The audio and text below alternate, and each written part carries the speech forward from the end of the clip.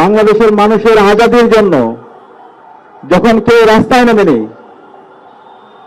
যখন বাংলাদেশে আপসহীন নেত্রী যাকে বলা হয় বেগম খালেদা জিয়া যখন মার্চ ফর ডেমোক্রেসির ডাক দিয়েছিল, সেদিন তার ডাকে যখন তার দলের নেতাকর্মীরাও রাস্তায় নামেনি, সেদিন হাফেজ শহীদ মানসুর রাজপথে নেমে তার জীবনকে উৎসর্গ করেছিল। সেই শহীদ মানসুরকে আজকে আমরা শ্রদ্ধার সাথে স্মরণ করছি। আল্লাহ পাক সুবহানাহু ওয়া তাআলা শহীদ মানসুর সহ বাংলাদেশের আজাদী আন্দোলনের সকল শহীদদের জান্নাতুল ফেরদৌসের মেহমান হিসেবে কবুল করুক, আল্লাহুম্মা আমিন। সম্মানিত উপস্থিতি, আমাদের হিরোদেরকে চেনা দরকার, আমাদের যারা হিরো তাদেরকে নিয়ে আমাদের সেলিব্রেট করা দরকার। কিন্তু আমরা আমাদের হিরোদের কথাগুলো ভুলে যাই। যে জাতি তাদের হিরোদেরকে সেলিব্রেট করে না, যে জাতি তাদের হিরোদের কথা স্মরণ রাখে না, সেই জাতিতে হিরো জন্মায় না। আমাদের এই বাংলাদেশের গণতন্ত্র রক্ষার জন্য, দেশের ইনসাফ কায়েম করার জন্য, দেশের স্বাধীনতা সার্বভৌমত্ব অখণ্ডতা রক্ষার জন্য অন্যতম অগ্রনায়ক ছিল শহীদ মানসুর। শহীদ মানসুরকে আমাদেরকে সবসময় শ্রদ্ধার সাথে স্মরণ রাখতে হবে। আমরা কি পারবো ইনশাআল্লাহ? আজকে শহীদ মানসুরকে নিয়ে ইসলামী ছাত্র শিবির আয়োজন করছে, কিন্তু এই আয়োজন বাংলাদেশের সকল রাজনৈতিক দল, সকল ছাত্র সংগঠনকে এবং সকল স্বেচ্ছাসেবী সংগঠনকে এই আয়োজনটা করা দরকার ছিল। আমি বাংলাদেশ ইসলামী ছাত্র শিবির ঢাকা মহানগর উত্তর শাখাকে ধন্যবাদ জানাচ্ছি শহীদ মানসুরকে নিয়ে আজকের এই আয়োজনটি করার জন্য। ইসলামী ছাত্র শিবিরকে সবসময় বলা হয় মেধাবীদের সংগঠন, কিন্তু আমি বলি ইসলামী ছাত্র শিবির মজলুমদের সংগঠন। ইসলামী ছাত্র শিবিরের উপরে ফ্যাসিবাদী আমলে গত 16 বছরে যেই জুলুম হয়েছে সেটা বাংলাদেশের আর কোনো সংগঠনের উপর হয়নি। ইসলামী ছাত্র শিবিরের নেতা কর্মীদের উপর যেই জুলুম নির্যাতন হয়েছে, তৃণমূল থেকে একদম কেন্দ্র পর্যন্ত, কেন্দ্রীয় সভাপতি পর্যন্ত, সেই জুলুম বাংলাদেশের আর কোনো ছাত্র সংগঠনের উপর হয়নি। সে কারণে ইসলামী ছাত্র শিবিরের যেই জুলুম হয়েছে, এই প্রত্যেকটা জুলুমের বিচার এই স্বাধীন বাংলাদেশে হতে হবে ইনশাআল্লাহ।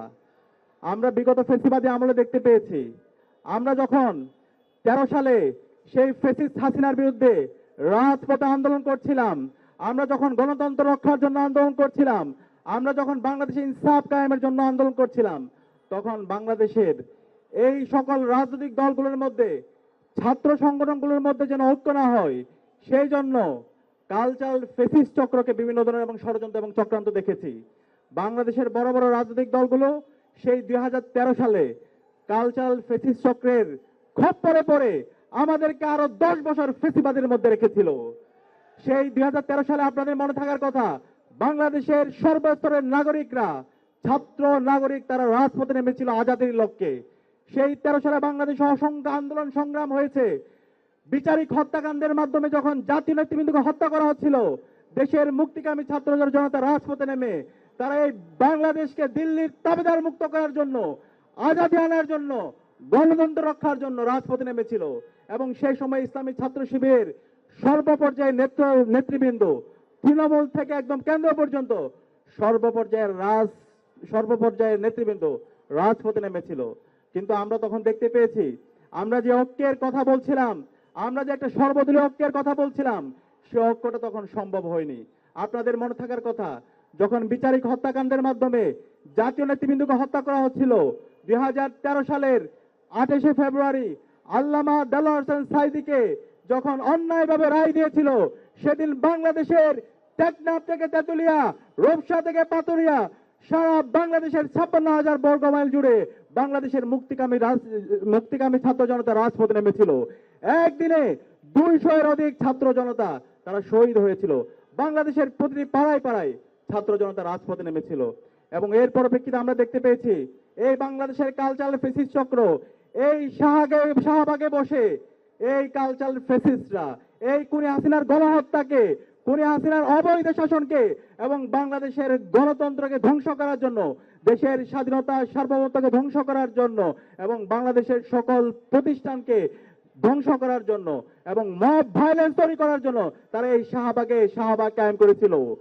সেই শাহবাগের বিরুদ্ধে বাংলাদেশের আলেম ওলামা থেকে শুরু করে সর্বপর্যায়ের মানুষরা শাপলায় তারা একত্রিত হয়েছিল। তারা এই শাহবাগের ফেসিবাদের বিরুদ্ধে একসাথে বাংলাদেশের সকল মানুষরা তখন কথা বলেছিল। কিন্তু ওই সময়ে আমরা আশা করেছিলাম বাংলাদেশের সকল রাজনৈতিক দলগুলো তারা একত্রিত হয়ে, শাপলায় একত্রিত হয়ে এই কালচারাল ফেসিবাদের বিরুদ্ধে, এই খুনি হাসিনার বিরুদ্ধে, এই দিল্লির বিরুদ্ধে একসাথে কথা বলে আমরা বাংলাদেশে আজাদি নিয়ে আসব। কিন্তু আমরা 5 মে দেখতে পেয়েছি বাংলাদেশের রাজনৈতিক দলগুলো, মেজর পলিটিক্যাল পার্টিসগুলো তারা একত্রিত হতে পারেনি। কিন্তু ইসলামী ছাত্র শিবিরের জায়গা থেকে আমরা চেষ্টা করেছিলাম সকল ছাত্র সংগঠনকে এবং সকল রাজনৈতিক দলগুলোকে এক বিন্দুতে মিলিত করে আমরা একটা গণবিপ্লব করার জন্য। কিন্তু বিভিন্ন ধরনের ষড়যন্ত্র এবং চক্রান্তের কারণে এবং রাজনৈতিক দলগুলো পার্শ্ববর্তী দেশের প্রেসক্রিপশনে রাজনীতি করার কারণে সেই আজাদি আমাদের আসেনি। পরবর্তীতে আমরা দেখতে পেয়েছি 2013 সালের 29শে ডিসেম্বর বেগম খালেদা জিয়া 18 দলীয় জোটের মাধ্যমে তিনি মার্চ ফর ডেমোক্রেসি কর্মসূচি ঘোষণা দিয়েছিল। সেই মার্চ ফর ডেমোক্রেসির জন্য সারা দেশের মানুষ মুখিয়ে ছিল, সারা দেশের মানুষ ঢাকা অভিমুখে আসার জন্য সবাই প্রস্তুত ছিল। কিন্তু যখন Begum Khaleda Zia March for democracy কর্মসূচি ঘোষণা দিয়েছিল 29শে ডিসেম্বর, সেদিন বিএনপির নেতৃ পর্যায়ের মানুষরা সেদিন রাজপথে নামেনি। আমরা আশা করেছিলাম সেদিন বিএনপির ছাত্রদল, যুবদল এবং বিভিন্ন পর্যায়ে যারা আছে তারা রাজপথে নামবে এবং আমরা যারা মজলুমরা আছি সবাই একসাথে মিলে 18 দলীয় জোটে একসাথে রাজপথে নেবে, আমরা এই খুনি হাসিনার পতন নিশ্চিত করব। কিন্তু সেদিন আমরা অবাক হয়েছি, বেগম খালেদা জিয়া তিনি নিজেই কষ্ট পেয়েছেন, তার ডাকে তার দলের নেতাকর্মীরা সেদিন রাজপথে নামেনি। কিন্তু আমরা দেখতে পেয়েছি ইসলামী ছাত্র শিবিরের সর্বপর্যায়ে নেতাকর্মীরা সেদিন রাজপথে নেমেছিল। তারা শুধু রাজপথে নামেনি, শহীদ মনসুর সকাল সকাল বাড়ি থেকে বের হয়ে মিছিল করে এই মার্চ ফর ডেমোক্রেসি প্রোগ্রামকে সফল করার জন্য, দেশের গণতন্ত্র নিশ্চিত করার জন্য, ইনসাফ কায়েম করার জন্য সেদিন রাজপথে নেমে শহীদ মনসুর শহীদ হয়েছিল, জীবন দিয়েছিল। সেদিন শহীদ মনসুরের মতো বাংলাদেশের রাজনৈতিক দলগুলো যদি রাজপথে নামতো তাহলে এরপরে হাসিনার পতন হয়ে যাওয়ার কথা। সেই পতন হওয়ার জন্য সবাই উদ্গ্রীব ছিল, কিন্তু আমরা কষ্ট পেয়েছি, আমরা ব্যথিত হয়েছি। রাজনৈতিক দলগুলো তারা দিল্লির প্রেসক্রিপশনে রাজনীতি করার কারণে, এজেন্সির প্রেসক্রিপশনে রাজনীতি করার কারণে সেদিন সেই আমাদের আজাদি আসতে আরো 10 বছর সময় লেগেছে। সে কারণে আমরা আমাদের এই শহীদ মনসুরকে, যিনি গণতন্ত্র রক্ষার জন্য, ইনসাফ কায়েমের জন্য জীবন দিয়েছে, শহীদ মনসুরকে আমাদের আজীবন শ্রদ্ধার সাথে স্মরণ রাখতে হবে। আমরা কি পারবো ইনশাআল্লাহ?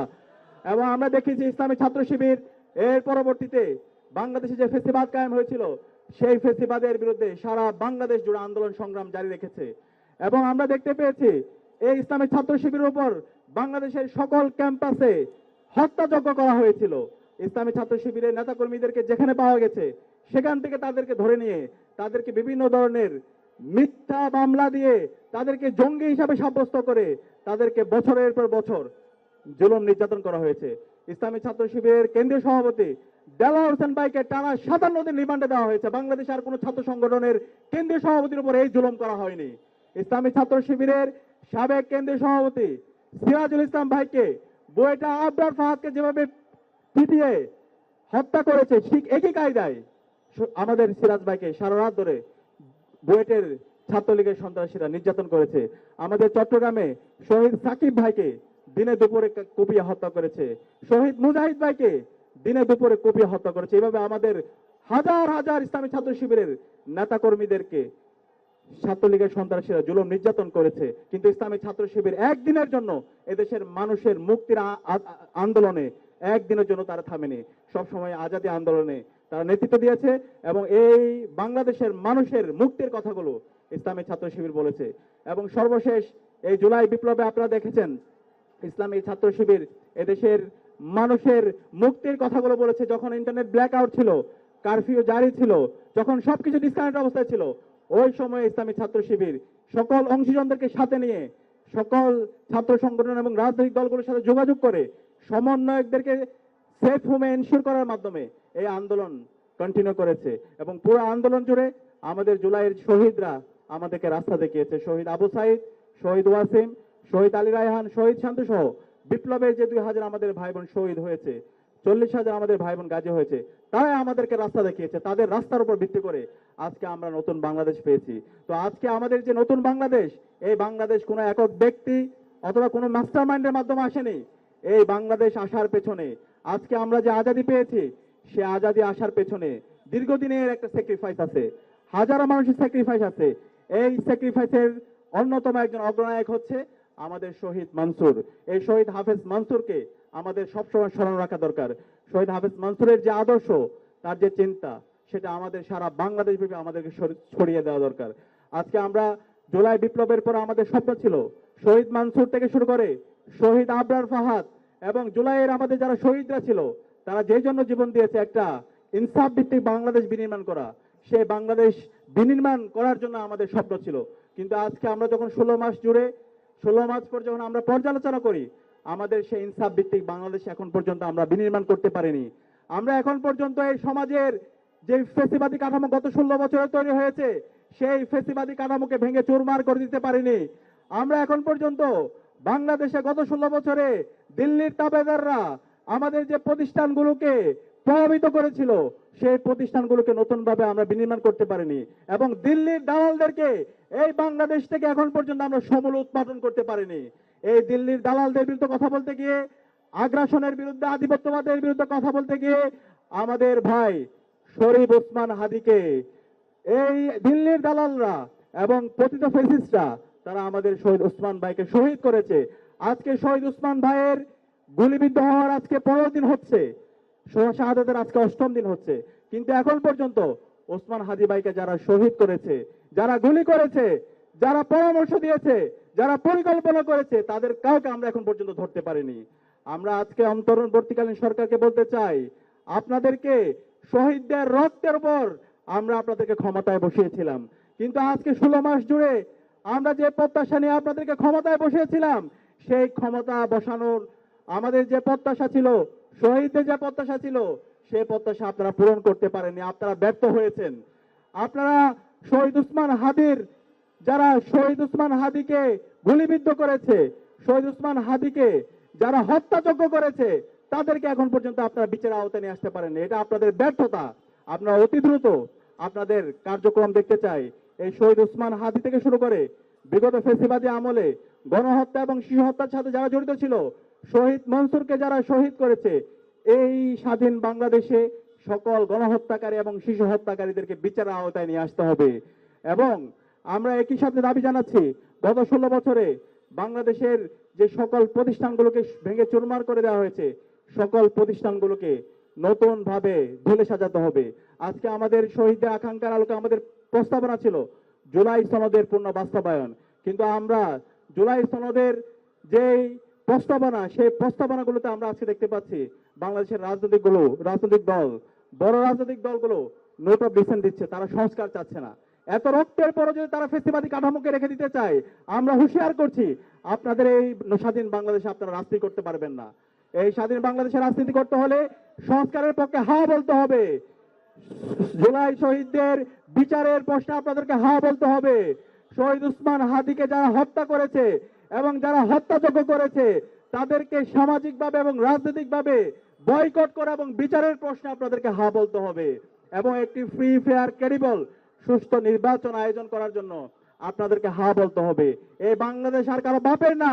কেউ যদি আবার এসে বাংলাদেশের সেই ফেসিবাদী কাঠামোকে রেখে দিতে চায়, সে আগের মতো করে ক্ষমতার রাজনীতি করতে চায়, সেই চাঁদাবাজি, টেন্ডারবাজি, দুর্নীতি, মাসল পলিটিক্সের রাজনীতি করতে চায়, আমরা আপনাদেরকে হুঁশিয়ার করছি, এই শহীদদের বাংলাদেশে, আবু সাইদের বাংলাদেশে, শহীদ মানসুরের বাংলাদেশে, শহীদ ওসমান হাদির বাংলাদেশে এই রাজনীতি চলবে না।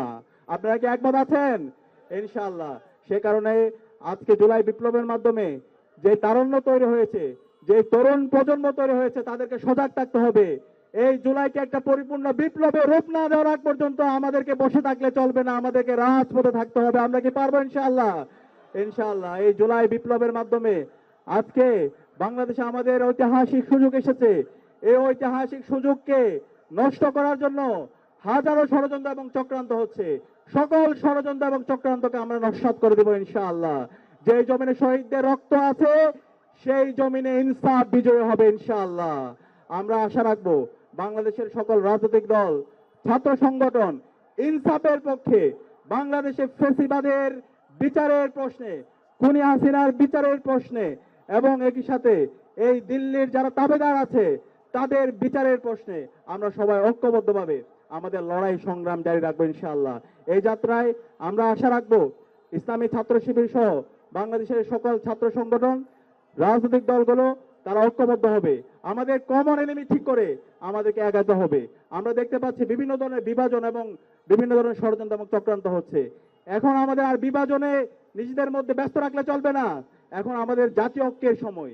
আমরা আশা রাখছি সকল ছাত্র সংগঠন, ছাত্র শিবির, ছাত্র দল, ছাত্র শক্তি সহ সকল ছাত্র সংগঠন, বিএনপি, জামাত সহ সকল রাজনৈতিক দলগুলো ঐক্যবদ্ধভাবে বাংলাদেশে জুলাইয়ের শহীদদের আকাঙ্ক্ষার আলোকে একটি ইনসাফ ভিত্তিক বাংলাদেশ বিনির্মাণ করার জন্য আমরা আমাদের ঐক্যবদ্ধ লড়াই চালিয়ে যাব। সেটাই আজকের শহীদ মনসুরের শাহাদাত বার্ষিকীতে আমাদের নতুনভাবে শপথ নেওয়ার জন্য এটা আমাদের যথোপযুক্ত সময়। আমরা আশা রাখছি সে যাত্রায় সকল আমরা অংশীজনরা ঐক্যবদ্ধভাবে আমাদের এই বাংলাদেশ ইনসাফ কায়েমের জন্য আমরা আমাদের লড়াই চালিয়ে যাবো ইনশাআল্লাহ। সে উদাত্ত আহ্বান জানিয়ে